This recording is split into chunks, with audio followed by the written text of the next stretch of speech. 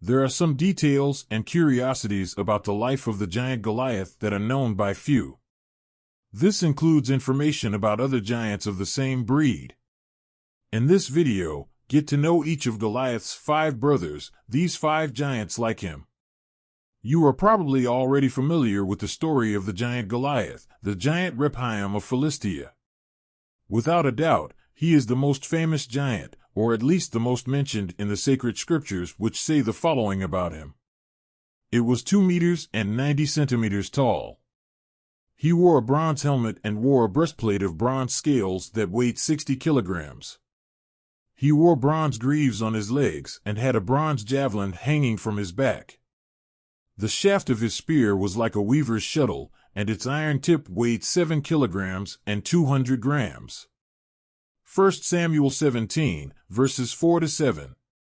However, to better understand the origin, let's see how did the giants appear in the Bible. The biblical text of Genesis 6, verse 4 says the following. There were in those days giants in the earth, and also afterward, when the sons of God came in unto the daughters of men, and begot children of them, these were the mighty men of old, the men of fame. The text seems to say that the giants arose from the relationship between the sons of God and the daughters of men.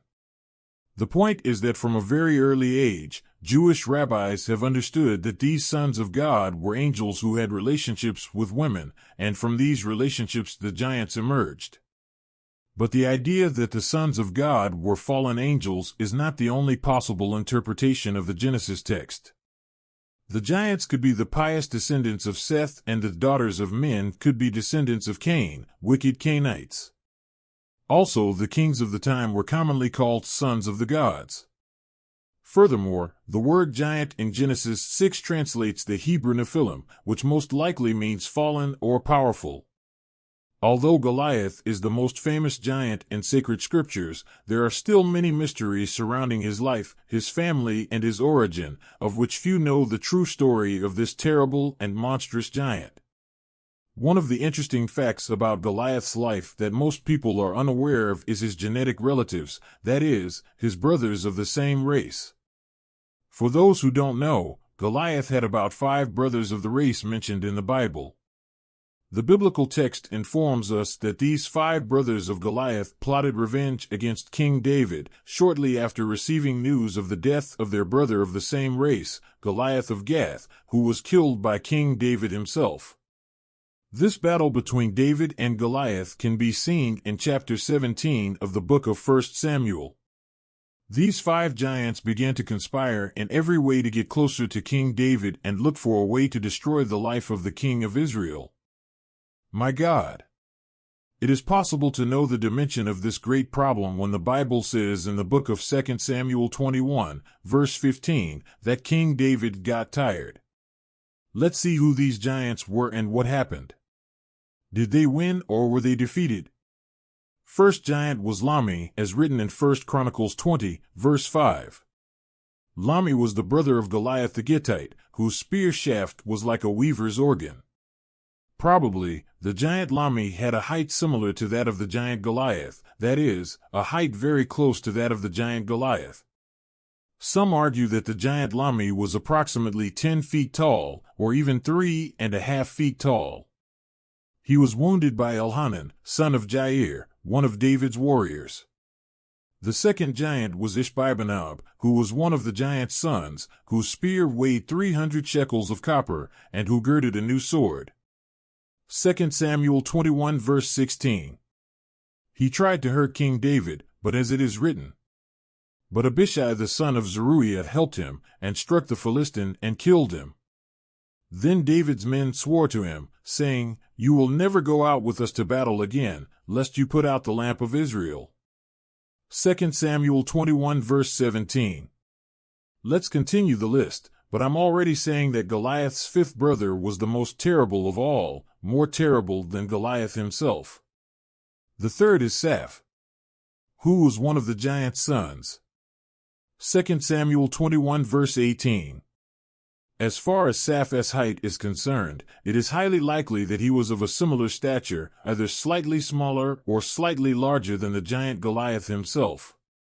It is quite possible that Seth was about 6 cubits tall, which is approximately 3 meters tall. Who was the number 4 giant?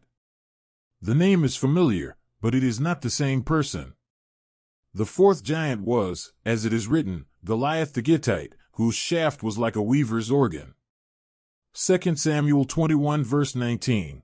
This Goliath is not the same Goliath who fought directly with David. Goliath the Gittite was wounded by Elkanah, son of Jehoiakim. We reached the 5th and terrible one.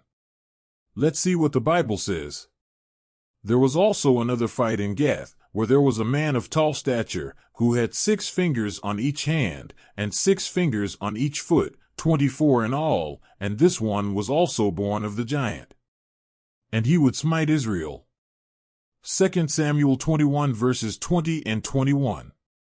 Impressive how he was more terrible both in appearance, with 24 fingers in total, but he was also a provocateur. Certainly he was very physically strong and fearless. But what happened to him? Jonathan, the son of Shimei, David's brother, struck him. 2 Samuel 21 verse 21. For the glory of God, the Bible says that the giants fell by the hand of David and by the hand of his servants. 2 Samuel 21 verse 22. Leave your like and comment if you like knowing that Goliath was not the only giant involved in the history of Israel. There are at least 3 main Hebrew words that appear in the Old Testament that can be translated as giant. The first of these is the Hebrew word Rephaim, which the Septuagint often translates with the Greek term gigas, giant, Genesis 14 verse 5, Joshua 12 verse 4, 13 verse 12, 1 Corinthians 11 verse 15, etc. The Rephaim were people who lived in the region of Canaan and among whom were many giants. The second word that can be translated as giant is the Hebrew gibber, Job 16 verse 14. This word can refer both to a man who is large in stature and also to a man who is great in deeds. In the latter case, its meaning concerns a warrior or a brave person. The third word that was also translated as giant in the Septuagint is the Hebrew Nephilim.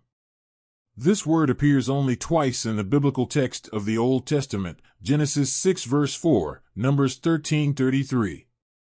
The exact meaning of this term is uncertain, but it is believed to be derived from a root meaning fall, and its more appropriate meaning is fallen or powerful. In this way, the word would not only indicate a person large in stature, but, mainly, a person large in power who falls on other people with tyranny. There are also other words in the Bible that designate certain groups associated with the concept of people of great stature, such as the Anakim, Emim, and Zanzamin. These last 2 seem to be an alternative name for the Rephaim, Genesis 14 verse 5, Deuteronomy 2 verses 11 and 21.